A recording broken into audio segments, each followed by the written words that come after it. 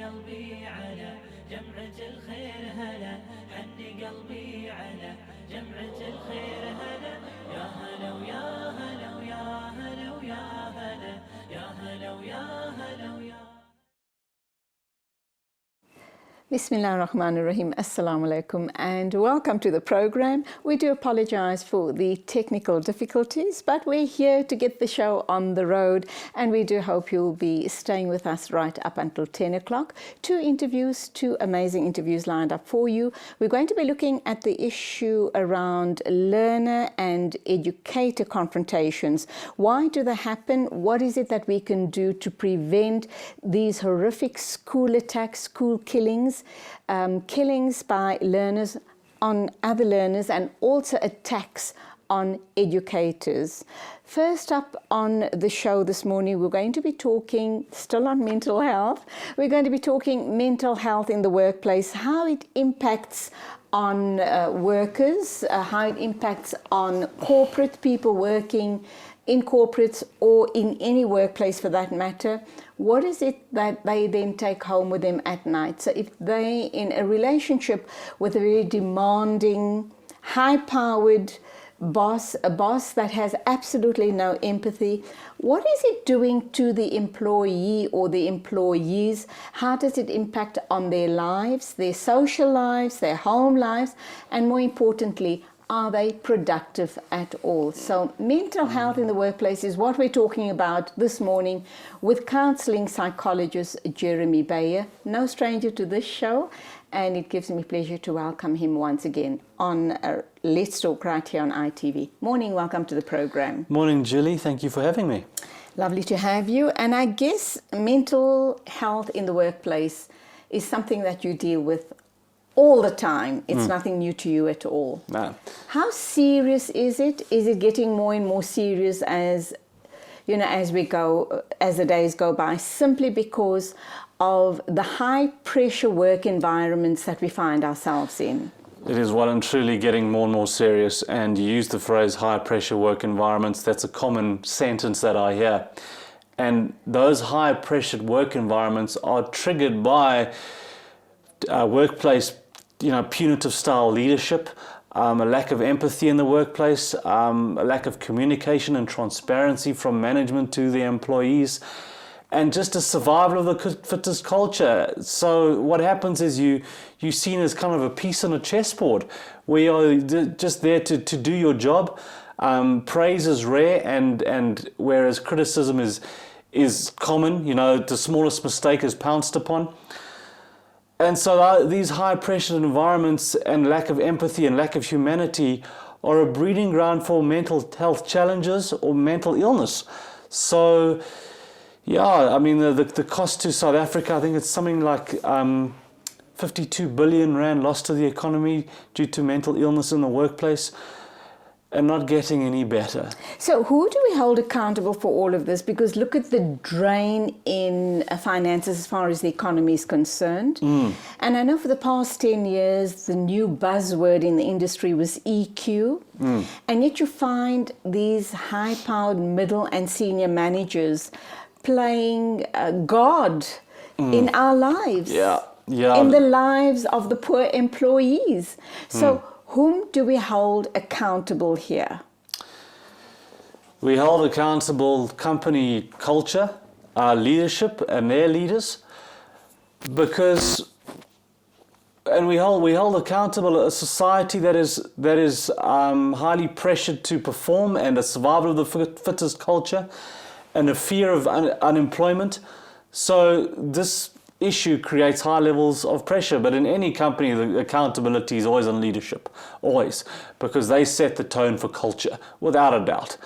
So there is a lack of empathy and care for a person's situation, given the South African context of, you could have an employee who comes to work, they might have just had a crime or personal challenges, and there's no consideration for this based on what I hear.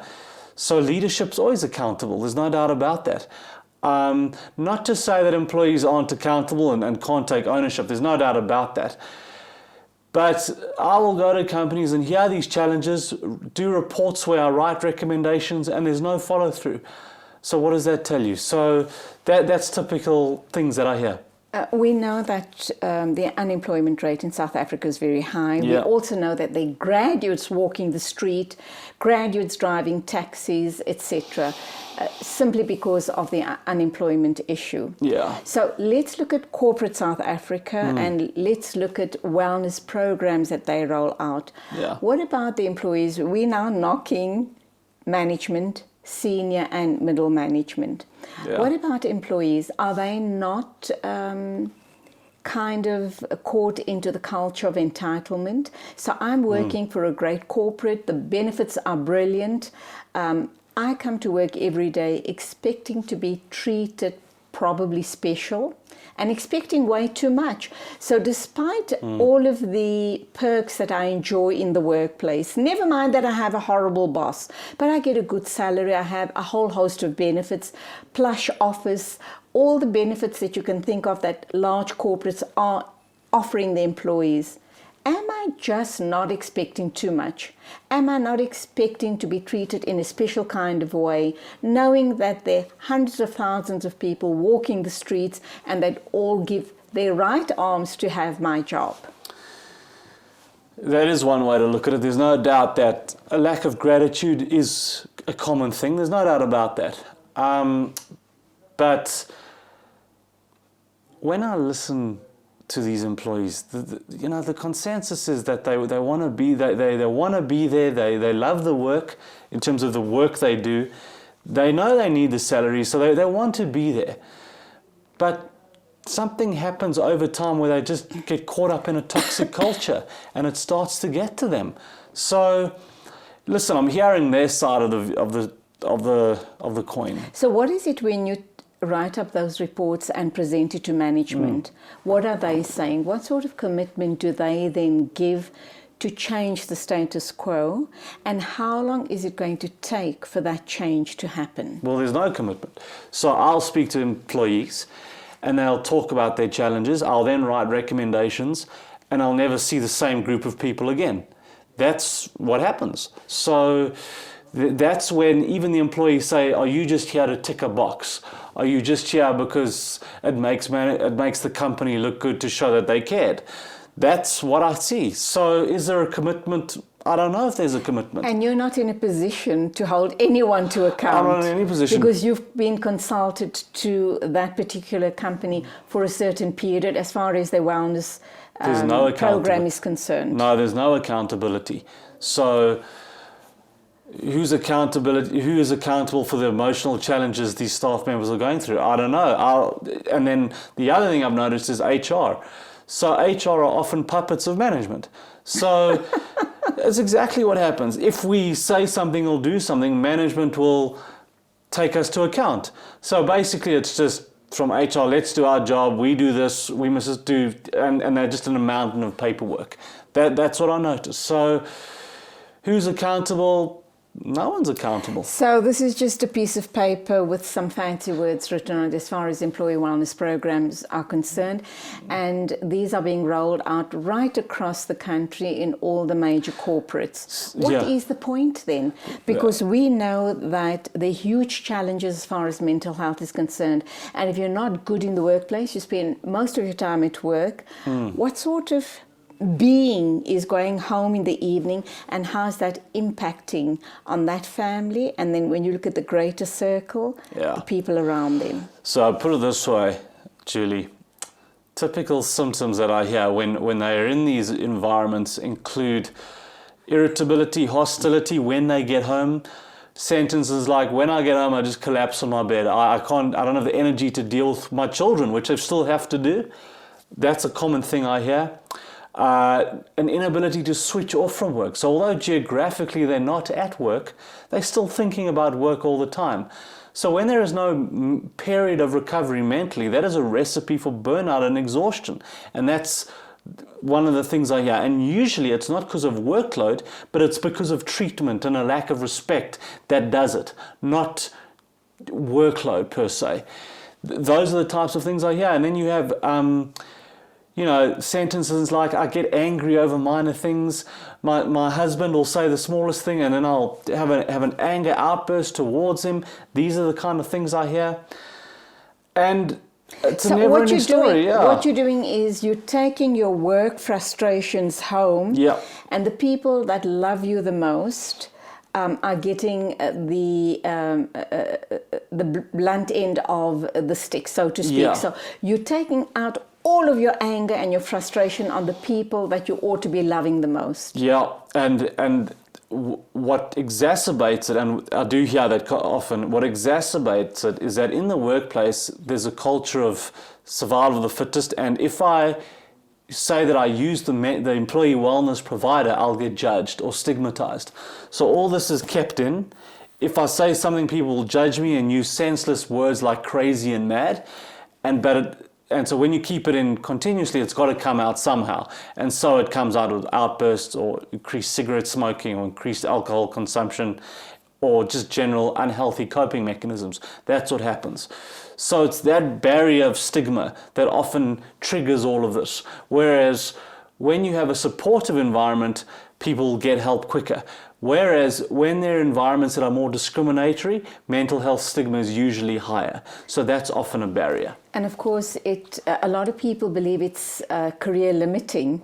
If you kind of go to HR or you seek assistance from someone like yourself in the wellness program. But we're going to talk more about it right after the ad break.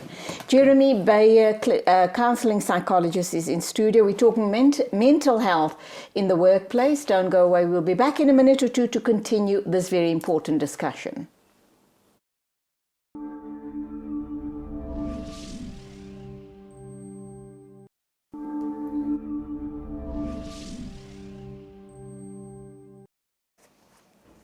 Mental health in the workplace is what we're talking about, and let's also accept the fact that if you have a horrible boss or horrible colleagues for that matter, the issue doesn't end when you leave the office at 5 o'clock and you go home to your family and things are going to be normal. You actually take all of that pressure, all that stress, all of that stigma, all of that heartbreak home with you, and sadly you then project it on to your loved ones, the people who deserve it the least. And of course what happens is there are furious fights in the home, and then you end up being a dysfunctional family. Jeremy, would you agree with that? Yeah, and you mentioned, you alluded to what impact it has on you. I'll tell you what impact I've noticed. When we experience abuse or bullying or punitive style leadership for a period of time by a punitive leader or bully or abuser, if we then start to believe them and we take it in, there can come a point where we start to believe that we are undeserving as a human being. Undeserving of a good job, undeserving of a good salary, undeserving of love, undeserving of happiness, undeserving of a good life. In other words, Julie, it has the impact of reshaping mindset. So you self-sabotage eventually. You self-sabotage, you self-stigmatize, and that's the biggest thing I'll say is what person is walking in these doors every morning? What is your internal narrative as a result of your experiences here? What person are you looking at in the mirror every morning? And that's my biggest concern, because if that's happened, say they then leave the job and go somewhere else, that can impact a job interview, their confidence, their ability to do the job, their perceived ability to do the job, etc. That's my biggest thing. And that can happen in relationships, it happens in the workplace, etc. Is that shift in mindset. Let's look at the boys club. All companies have this boys club. You have a boys club with middle management and then senior management as well. How does that impact on employees? That's question number one. And everything we're talking about here as far as mental health is concerned, even the guys involved in the 2 or 3 boys clubs, they too are victims at some point, because this doesn't only impact on production line staff or frontline staff. This impacts staff levels right across the board. Okay, well, let's call a spade a spade. Patriarchy is common in the workplace, if that's where you were going. As well. Yeah, it's one and the same. It's almost as if, Julie, that the very definition of masculinity in the workplace is seen as exerting your power over another, is what I've noticed. And young boys who then come in to the workplace, they then get influenced by this, and then you can see a marked change in personality as they grow up. And so you don't see it overtly, but you'll see it subtly, like in emails, for example, aggressive emails, power imbalances, condescending tone of voice. So you'll see it in that way, not as blatant. Yeah. And of course, when you talk about this power balance, imbalance. Yeah. If you're the manager and you are managing a group of people, and then of course with this comes favoritism as well. Yeah. So you have one or two favorites in the group or a few favorites in the group, and you're always paying attention to them. Yeah. They then eventually going to also, and you ignore the others, or you're very critical of the other staff in the group. The the guys that enjoy the favoritism are going to start behaving exactly like you. They're going to emulate you, and apart from you making the other people miserable, they then going to follow suit and also mete out the same disrespect to those other colleagues. Yeah, so it becomes psychological bullying. So you have that numerical mismatch. So if you're the favorites, then you will sort of gang up, if that's the right phrase, against the people who aren't the favorites. So now you got this power imbalance, not just with management and them, but within the staff members as well. And also what I've noticed is the ones who aren't favorites, say you speak up against something or you share a grievance, management will then label you as a sort of rebel or troublemaker thereafter. Yes. And then they'll spread that rumor with the other managers. So word spreads about you. So you'll get then labeled thereafter. That's how the dynamic happens. And that is a career limiting move as far as they're concerned. You're never going to make progress in the workplace. So you're damned if you do and you're damned if you don't. Yeah. What can be done? So let's assume I'm in that situation. I need my job and I need it desperately. And I do know that if I leave this company, I'm going to get a very bad reference. How do I start fixing myself? What needs to... Yeah, so the employee wellness provider will, let's say it's a psychologist, will help you with the psychological impact on you. So we would do a lot of self-esteem work. We would do, allowing you to speak your truth, and creating the mentality that you're not a victim in this, because that often happens where you think, am I the victim? So we move away quickly from that. But how to fix it is a bigger picture issue. There needs to be internal audits into these companies on company culture, whether it's speaking to EXCO members in the company, whether it's more accountability for these leaders. That needs to happen. That's the bigger thing that needs to happen. So we can help these staff members individually, which is what we do. They then speak to us and we help them. But often that's papering over the cracks. Because the reality is, Julie, is that I'm always seeing perceived victims in a therapy practice. Someone bullied me in the company, or it's punitive leadership. But it's not you that's the issue. It's this company culture. So that's where these audits need to come in and where leaders need to be accountable. So what I'm hearing, you're painting a very bleak picture.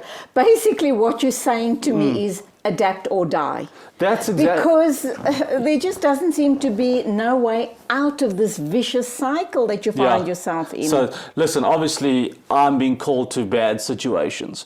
Obviously, because I'm an employee wellness provider, they're not going to call me when things are good, obviously. So that's what happens. And I'm not saying it's all bleak out there. There are great places. Okay, so what I'm also saying here then, and you can agree or disagree with me, is adapt or die. So if that is the scenario, you're either going to be in or out of a job, you need your job badly, go for private counseling outside of the company, fix yourself, strengthen yourself, and then go back into the company and adapt. Is that a good idea? That's the thing, is that it's two wrongs maybe not making a right. You get what I'm saying? So on a bigger level, there needs to be a redress of the way we lead in this country. So from a young age, we need to teach kids about leadership skills.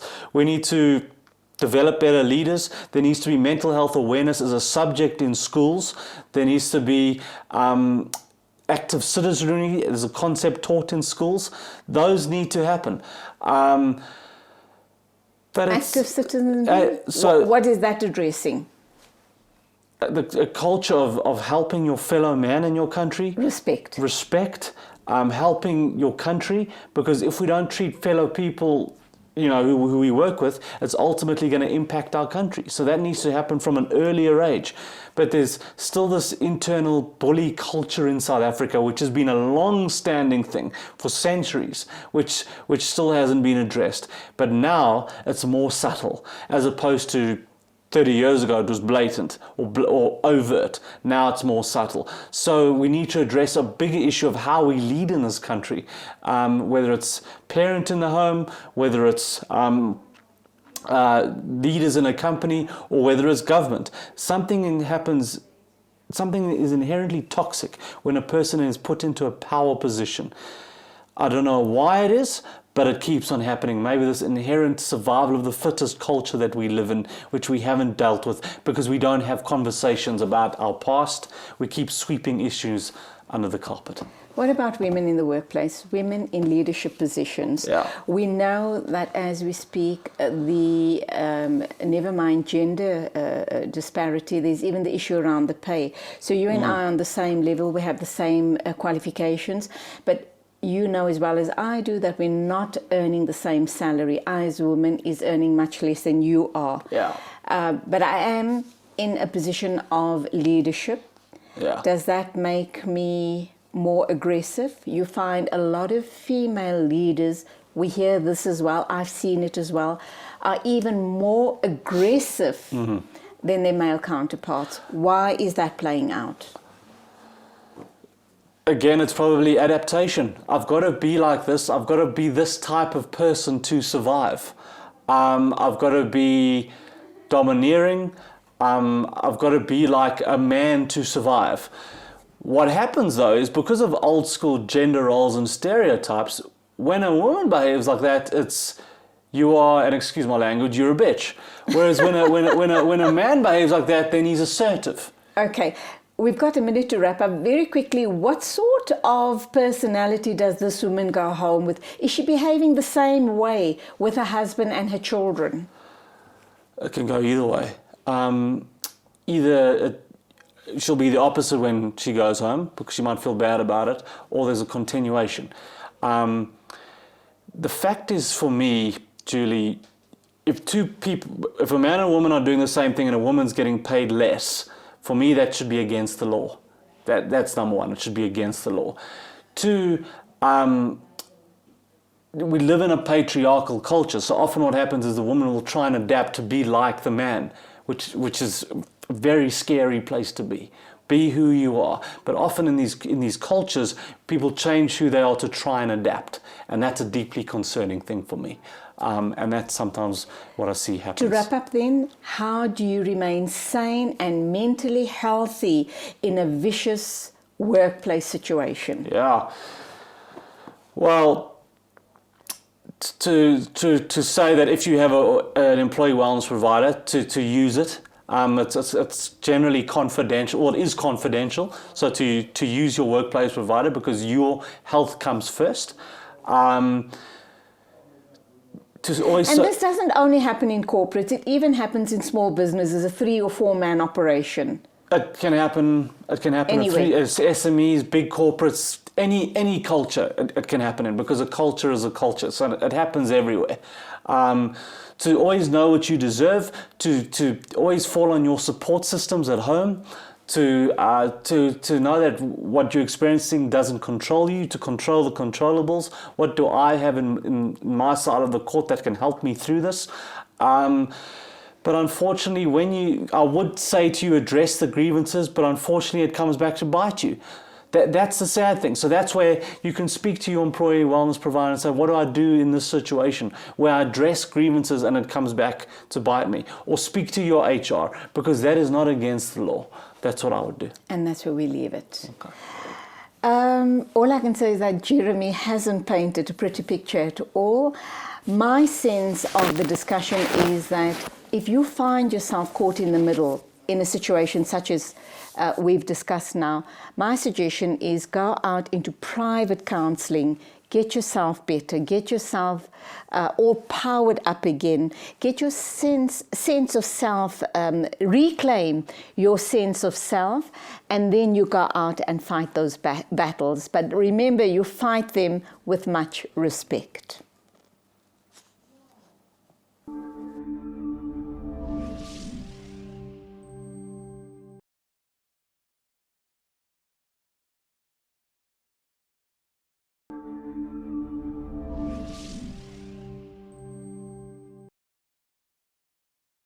Welcome back, and this entire show today, Let's Talk, is all to do with psychological issues.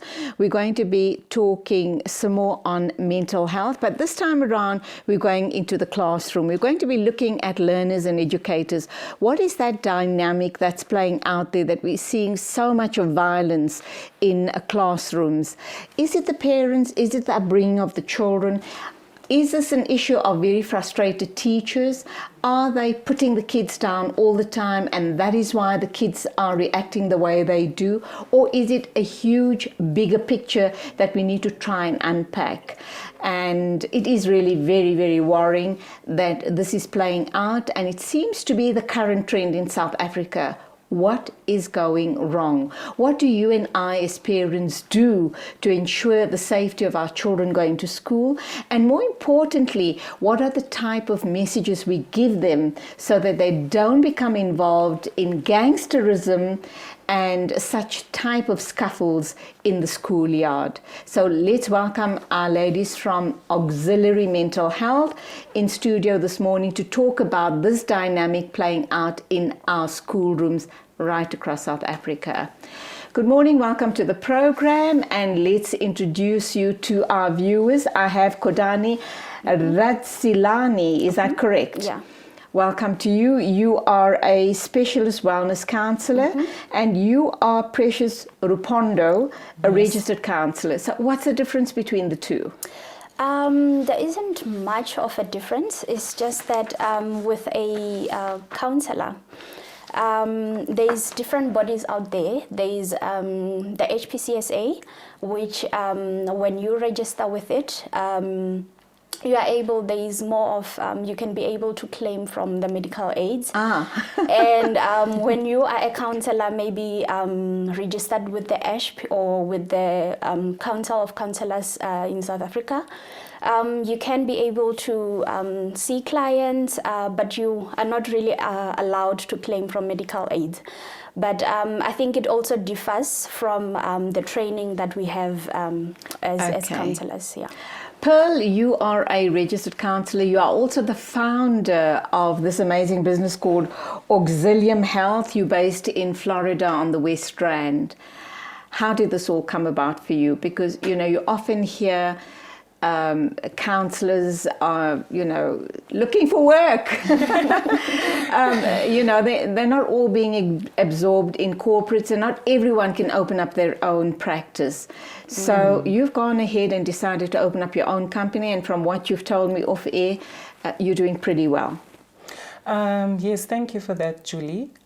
We came about this idea of starting Auxilium Health to really try to address the needs of the people. It's really about people, to focus support and assistance from a holistic perspective. Because when we have mental health issues, they don't exist in isolation, but they're as a result of many other factors, such as your social factors, environmental factors, work factors. So the way we provide our service is from a holistic approach. All right, we're going to be looking at the issue around this conflict between learners and educators, and the fact that learners are so brazen, never mind how old they are, how big built or small built they may be, but they have become so brazen that we've heard about killings in schoolrooms, in classrooms, in schoolyards, not only killings of other school children, but even of teachers. What's going on here? Is this a mental health issue? Is it suggesting that these children that are involved in these heinous crimes are mentally unstable, or is it other social factors playing out as well? Pearl? If we're looking at the whole situation, we must understand that having a learner and a teacher being in existence means that they are part of a dynamic system. And the system that consists of communities, of homes, of families, of work, of different aspects, of social aspects, whatever it may be. So every aspect that an individual is exposed to within their system has an impact in terms of how they function and how they facilitate themselves in the different elements of their existence as a human being. So while we have issues of violence and a lot of issues going on in the classroom, the teacher is a human being coming from a different environment. They're a professional who have gone through training. The learner is coming from another system, which is also a family system, a community system, and various extensions of the whole system that one comes from. So being in the learning environment, people are coming from outside, from their system to meet in another system. Bringing all their own stuff with them. With them, whatever issues the learner is having from the home environment, whatever issues the teacher is having from the home environment. While we may try to be focusing on education, if you're not okay, we always have a saying in the office that if you're not okay in your mind, you're not okay in everything else that you do, because the mind is the central engine of the human being. Is this then perhaps saying to us that these children involved in these criminal activities in school have no regard for other people around them? Is that indicating that those children are displaying psychopathic tendencies? And if this is what's happening in their young lives now, what does the future look like for them? Either one of you can respond to that. Okay. Perhaps let's go to you. I think I'll take it. I think it's not really, we can't really diagnose at the moment, because with each case, with each individual. But that's a totally unnatural act of violence, an extreme unnatural act of violence. And then we have to treat each case individually in order to understand what is really happening with the individual. Is it perhaps the cause of this, maybe their upbringing? Is it because of maybe the community that they come from? Is it because of maybe... All right, let's look at upbringing and the community they come from. What has gone wrong in their upbringing and the community they come from that they're displaying this type of behavior? Okay, sometimes you may find that in situations when we have to look perhaps in a community. So children learn. When we say that children learn the most from a younger age, it's true. So they see this behavior. So let's say perhaps in a situation when a child is growing up in a community when people just wake up and then all they do is drugs. Those children are learning that, okay, so this is the norm. This is what I have to wake up and do. Violence. Yeah, with lots of violence, with lots of substance abuse, with domestic violence, with we can name them.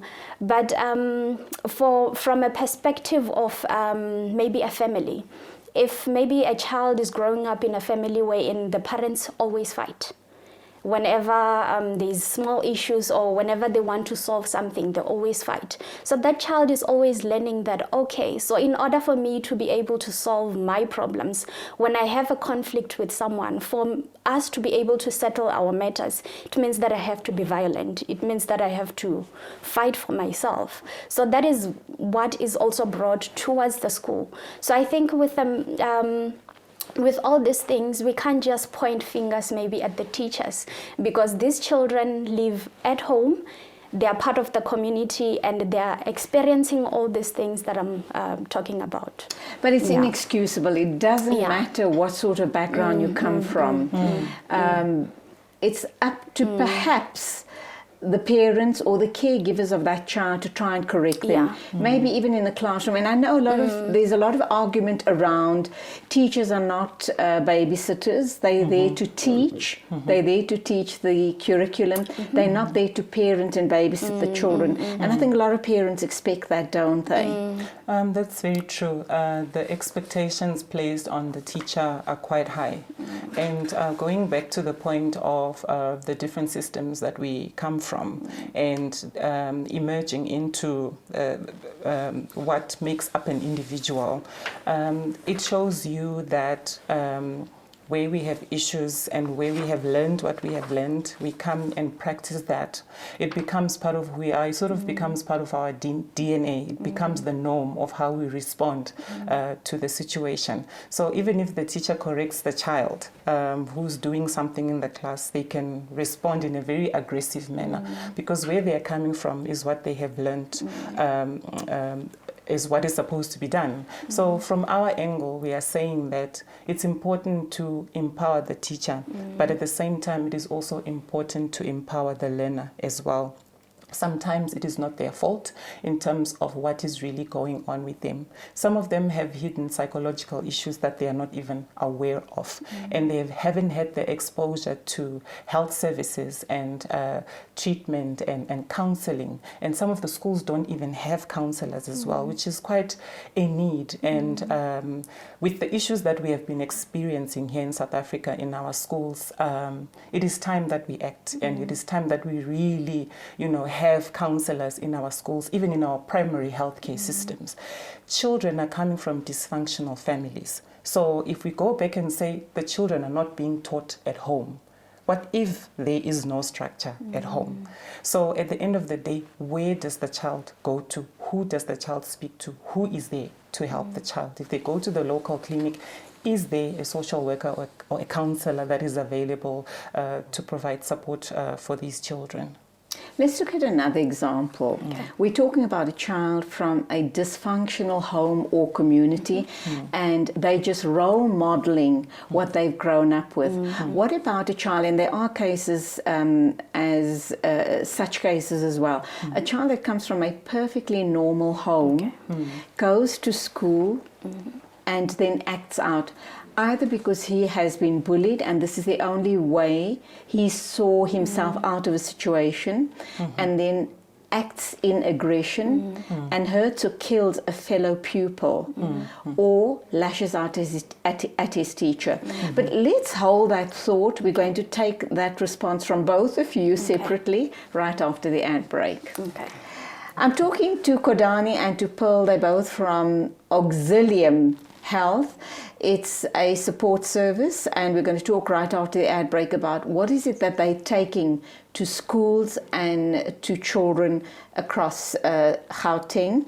It sounds like an amazing program, and I think even if you or your child are not in a school that has these type of problems, perhaps you want to expose yourself to this program. But all of that and more coming right after the ad break. How we doing?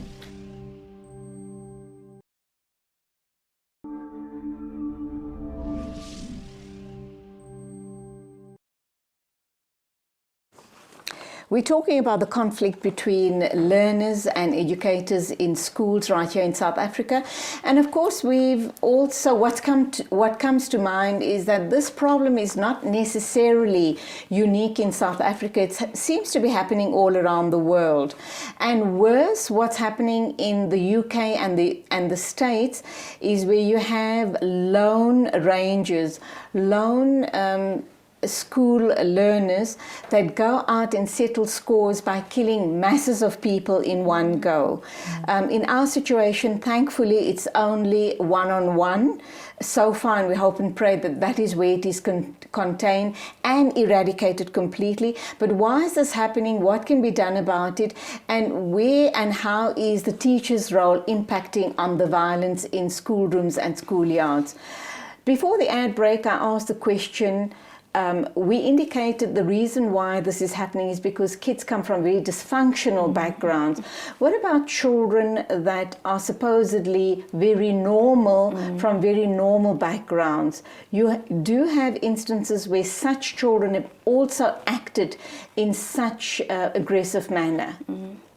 Okay, I think it's a matter of finding a place to be able to vent in, or to find a space where you can be contained as a person.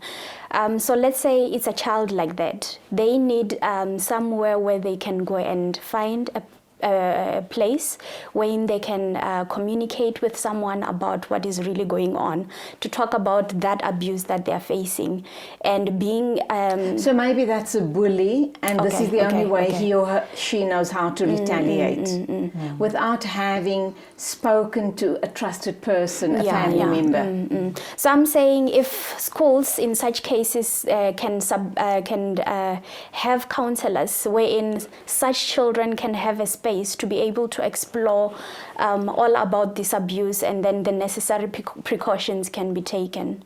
That would be helpful in such a case. What about the teacher's role, Precious? I'm thinking that it's not only all the learner. You have said that different people come with their different stuff to school. You may have a teacher, and I mean, I've had a couple of horrible teachers in my time. I've had instances where I felt the teacher has his or her own favorites, and I felt totally sidelined in class. Or if you were a bright pupil, a lot of attention was, placed on you, and all the other learners were ignored. And I have no doubt in my mind that this causes a lot of resentment and heartbreak for the other learners. And for a learner not equipped to deal with this rejection or sidelining, they could act out in any way. And these are some of the ways they act out in. That's correct, yes. If we're looking at the teachers, they are also people, just like the learners, and they have various personalities. Each and every person has their own personalities, and obviously the issues that they are carrying when they come into the classroom. But at the same time, they have a lot of responsibilities as well. If you look at the role of a teacher, it is quite dynamic because it's about building rapport and relationship with your learners. Our children spend most of their day with the teachers. The ratio of the teacher-learner in the classrooms in some schools as well. So sometimes a teacher might end up focusing on the kids or the children that are, catching up quickly on the work, that they are doing. But what I also find is that teachers are always absorbing, even if it's in the classroom, but even outside the classroom setting as well. They're on break duty. They're doing a lot of activities during school. They're having sporting activities. They have to deal with other teachers. They have to deal with the parents. They have to deal with the education system as a whole. So you're saying they're overloaded? They're overloaded, and they're absorbing all the issues the children come with. They're absorbing all these things around them, and they don't have a place to vent. Going again to the issue of not having counselors in our schools. If we look at ourselves as counselors, we meet once a week or twice a week, and we debrief and we vent and we talk about what we have been experiencing with our clients. So as much as we have a teacher, the learner is the client to the teacher, and the teacher is absorbing the issue of the child. Some children feel safer at school to talk to their teachers about their issue. They would rather be at school than at home. So the teacher has already become all of that stuff. So they need support. They need a lot of support. They need a place to vent and to talk about their issues. They also need to be equipped with a lot of issues. We expect the teachers to be dealing with issues of aggression, issues of stress, issues of anxiety, but we forget that the teachers are not counselors. They are teachers. Absolutely. Yes. Recently, we've been, because of all of the school violence that has been happening, I know back in the day, teachers and nurses were two very, very noble professions in South Africa. But it seems that young people are gravitating away from these two professions for a whole host of reasons, and this violence is one of them. People just do not want to put their lives possibly kind of on hold because they're having to take on all the stuff, and also being exposed to violence, violence from learners. So people are not going to these professions. But having said that, we've also heard recently that someone suggested, I'm not sure it was someone in government, had suggested that teachers should start carrying weapons, and I was absolutely horrified when I heard about that. What's your response to that call as far as teachers carrying weapons, and you as counsellors? What do you think that's going to, the dynamics that's going to unfold if it does in fact happen? It goes back to the point where I raised earlier to say anger cannot diffuse anger. So if I have to carry a gun in order to deal with someone with a gun, then it's not going to help. It's exposing our children if the teacher has to carry a gun. It's exposing other teachers or exposing themselves as because well. In a moment of madness, Yes. you're not going to think rationally, and before you know it, you will have taken a life invariably. Yes, because... And again, I'm thinking it will also expose those children who come from a conducive upbringing. So if this is a school wherein maybe there's some students who are disruptive, this is going to disrupt the whole class. This is going to disrupt the whole community, even those who have a good upbringing, even those who have no problems, even those who are not violent towards others, they will have to become violent as well in order for them to be able to survive. Let's talk about the disruption there for the other learners. Let's take one of those situations as an example. So one student kills another student in the schoolroom or in the schoolyard. What's the impact like on the rest of the learners and that class teacher? I have no doubt in my mind that lots of ongoing counselling has to happen, but how disruptive and how has their lives been shaken up by that event? It's the trauma at the moment. It is having to deal with the traumatic experience of losing someone in a way like that. And learners have to process this, as well as teachers and parents and the community as well around that. So it is for us, most importantly, the issue of addressing the root cause of the problem rather than finding solutions of guns and knives and all those things. But I'm thinking the impact, that trauma on the rest of the class. Obviously, they do need to go for counselling. And you have indicated that counselling services are non-existent in most of these schools. What's happening to them? How should their parents rally around them? Most of the learners go for a long time without receiving counselling, and we also find that if the services are available, they are only available maybe just to talk to them within that week of what happened. But with trauma, it's not something that will just disappear from me sitting with a counsellor or sitting as a group and someone coming to talk to us about what happened. It's about actually dealing with, because people respond differently to traumatic experiences. Some take a very long time to heal from that. So it's about a continued support network.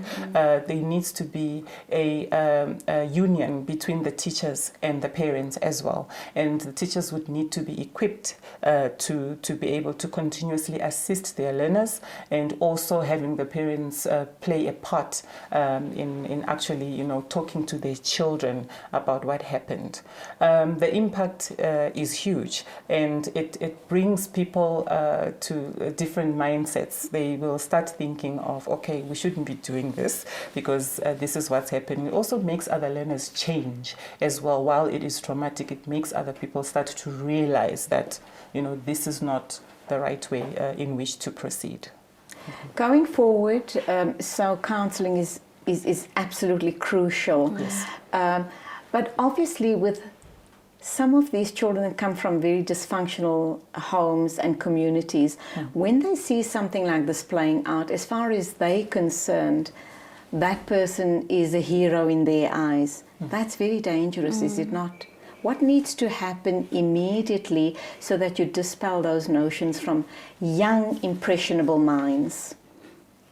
I think in that situation,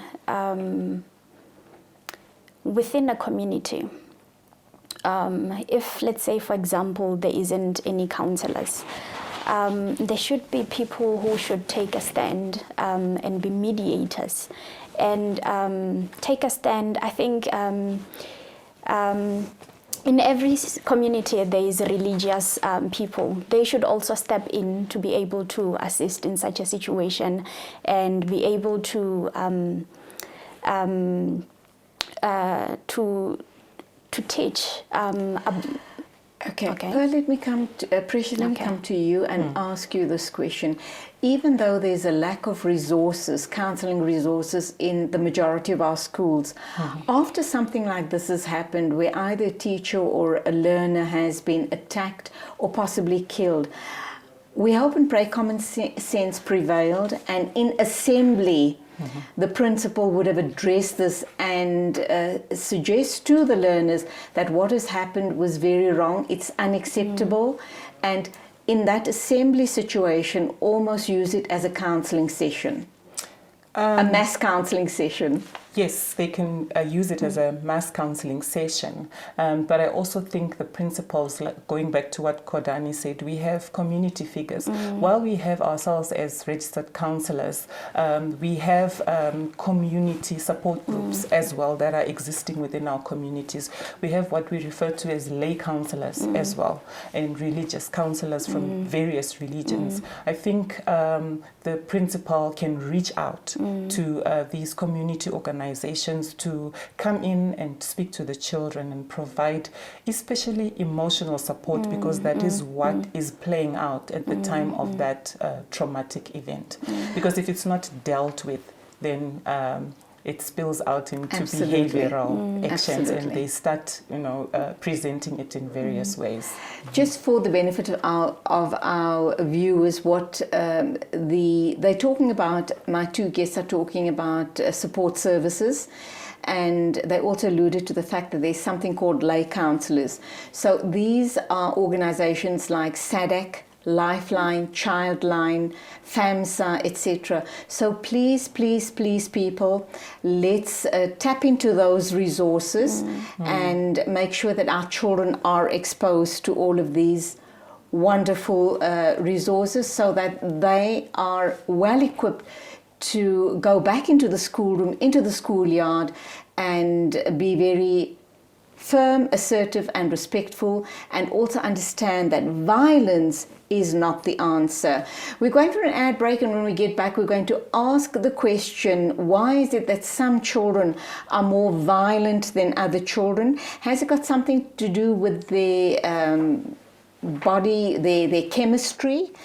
Is it how their brains work? Apart from the fact that they role model all the wrong influences in their lives, let's look at that issue as well. But all of that right after the ad break.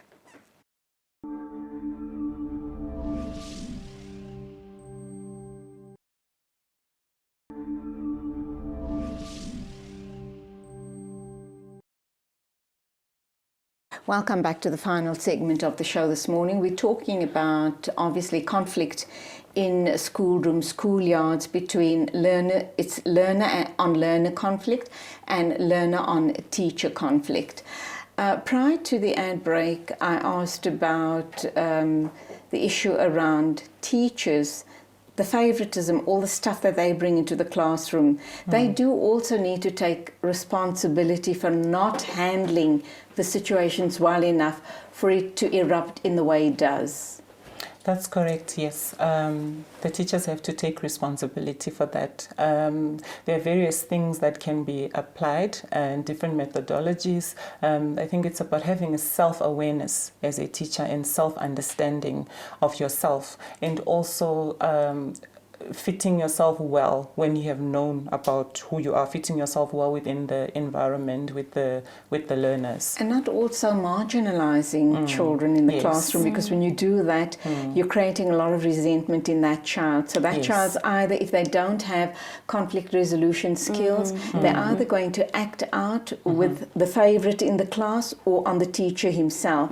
But you said something very interesting in the ad break. You spoke about adolescence. Just explain what you were trying to say. Okay. We find that most of the issues we're experiencing are happening in high school. And when a child turns the age of 12, and these days it's actually quite earlier because of the exposure and the different cultural dynamics that we are having in this modern environment, adolescence is a developmental milestone where a child is changing. They're changing physically, emotionally, mentally. And at that crucial time of their lives, that is where life decisions that impact them for the rest of their lives happen, such as substance abuse, early teenage pregnancies.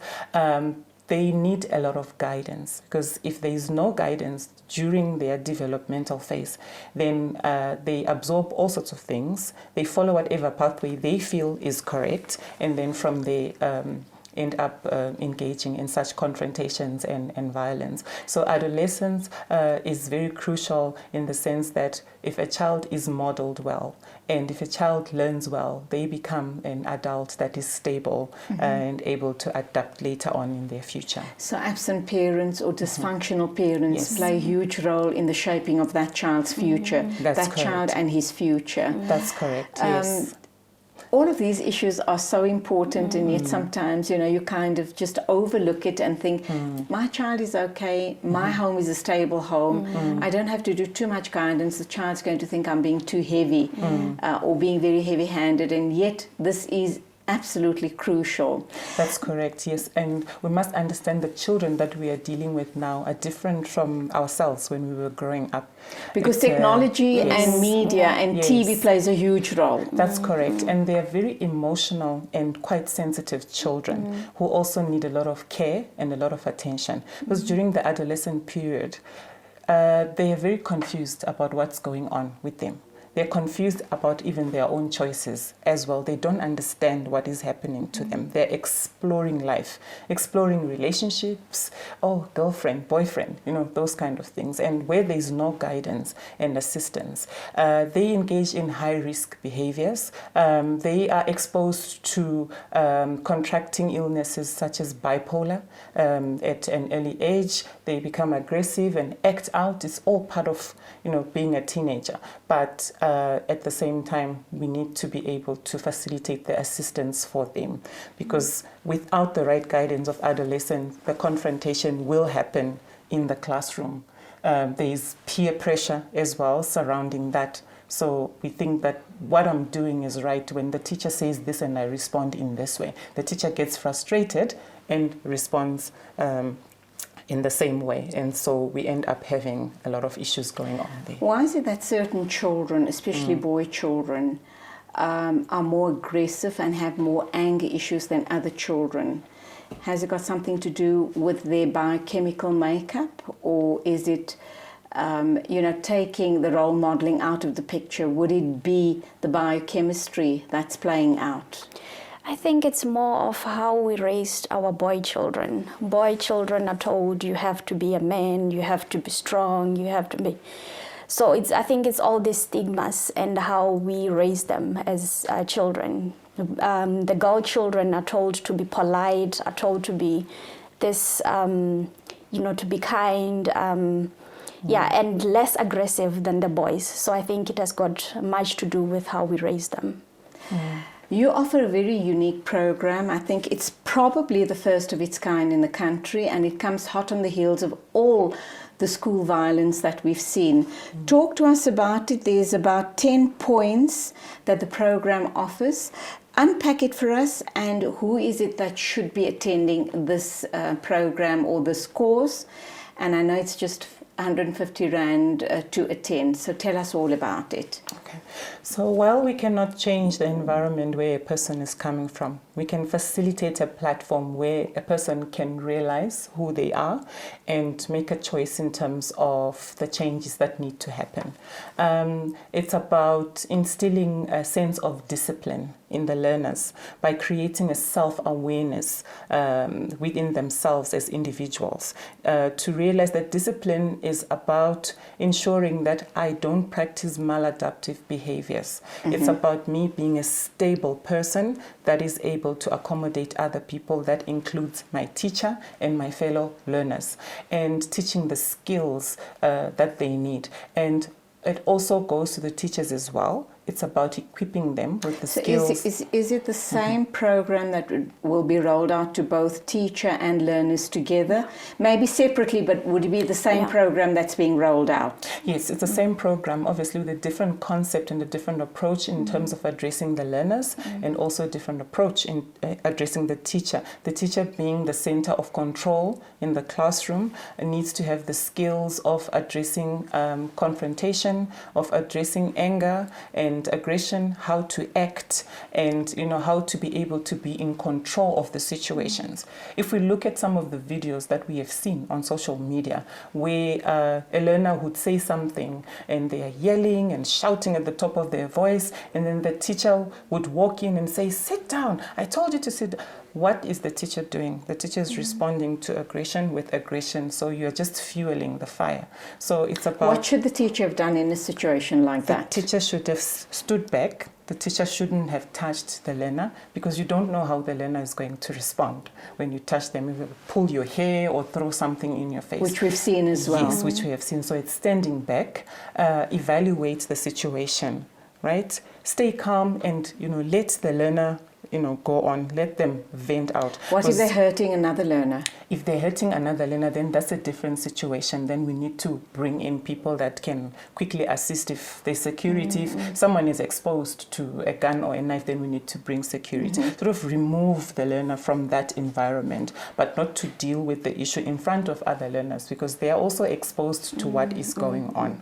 And because they're seeing the learner doing it, they think it's okay to treat the teacher in that way. So it's standing back, isolating the person that is behaving in an aggressive manner, so that the other children are not exposed to that, and dealing with the confrontation. Okay, what I see that you cover as well is how do I deal with the learner potentially under the influence of a substance? How does a teacher pick up on that, and how do they then, what is it that you're telling them to do in a situation like that? Okay. Some of the children are most probably drinking in schools, and teachers will also learn about substance abuse maybe by hearing from other learners as well.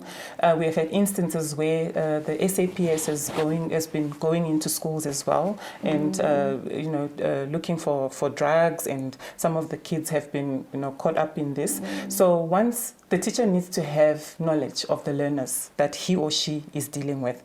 So we go back to the point of understanding. You need to understand your learners. This learner has an issue of substance abuse. All right, so the teacher suspects that child has had something to drink, maybe picks it up, he can smell that the child had something to drink. Yes. How does he deal with a situation like that without it becoming conflictual? It really depends on the situation. Because that's part of the program you're offering. Yes, it depends with the situation, what is happening at that particular time.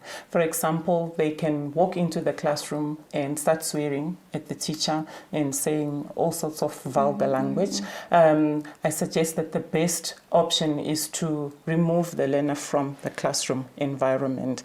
Isolate Again, call them. Security, don't do it on your own, because it could end up being very violent. Yes, but also having the presence of another teacher as well. Let's say there is no security if the learner is getting violent, having the presence of another teacher. Being calm, the language that you use, because if someone is angry and I'm calm, it also helps the angry person to start, you know, cooling down. For example, to say, take it easy. I know what you're going through. I understand. It also helps the learner to sort of start calming down. But if you yell back, and also implementing disciplinary measures or punishment immediately while the learner is angry, they are not going to listen to you. They're not even hearing They're not even you. hearing you at all. You are just yelling at someone that is already immersed in their anger. So letting a person calm down and actually documenting the issues of the learner so that you can keep track of, you know, incidences where we have had these issues, and referring the learner to a counselor if you have a counselor within the school environment as well. And where issues of substance abuse are involved, it's calling the parents, because remember we're dealing with minors or the guardian or whoever is responsible for the child, and providing advice or guidance in terms of actually engaging this learner in substance abuse programs in order to help them. We also agreed right at the beginning of the program that if no intervention is done as far as these children are concerned, children that have acted in a very disruptive manner in school, hurt or possibly even killed fellow learners or teachers, which we've heard about, it's almost becoming a norm here in South Africa. How do you believe those kids need to be dealt with? They don't even realize that they've taken a life, and they don't even understand the enormity of that action. What's going to happen to that child and his or her future? To predict what will really happen in that child's life is because you have to really take the child out of that environment. Yeah. He's a danger to himself and to the people around him. And at the same time, them being kicked out of the school in some situations is not really a good thing if they're not also given other help with referrals to appropriate professionals, I think. So I think providing the necessary professional people that will assist with the children to be able to deal with what the impact of what they have done in themselves and towards other children as well, and also the impact in their future. But surely parents in a school like that, if a parent now is concerned that even though professional help has been involved in treating this child, and the child is not expelled from the school, I'm not sure how other parents, how comfortable they are going to be to have their child or their children continue going to that school, because they're still worried about the safety of their children. And we know that everybody deserves a second chance in life. We know that if you isolate that child, kick that child out, his future is doomed. So I hear what you're saying, he needs to be normalized as much as possible. But what about other children and the concerns of the parents of the other children? It's about psychoeducation. It's about creating awareness within our communities and our schools as well. So the more aware the learners are of the situation, and the more they are aware of issues such as depression and violence and aggression, the more they are able to fit in, and the more they're able to accommodate other learners as well, and even be in a position to assist others. Last year we launched a program on the Teen Mental Health Champions, where we had young people from high schools going around and educating other young people. Wow. So if we can mobilize for peer education as well, if it's coming from the young person and telling another young person, then they will listen to it, and they will participate in that because it's coming from their fellow students as well. Worrying situation indeed. We hope and pray that common sense does prevail, and that parents do the right thing by their children, that communities also start. They say it takes a village to raise a child. Yes, so communities need to be more responsible in the way they role model. Final word from you. I would say that this is upon us, and we have to do something about it. We cannot just stand and look at our children going through all of this. So let's find the necessary help. Let's work together in this. Let the teachers and the parents work together on this. And communities. And there you have it. Thank you indeed for being with me. Please continue reaching as many learners as you possibly can. Let's make South Africa a safe and a beautiful place for our children and our future generations. Yes, thank you. And Thanks, that's Julie. where we leave it for today. Thank you indeed for being with us on the show. Loved talking all these psychosocial issues. Of course, I'll be back with you on Saturday morning. So till then, I know it's back to school, so take it easy on the roads. And till the next time, as always, it is a Khud Hafiz from me, Julie Alli.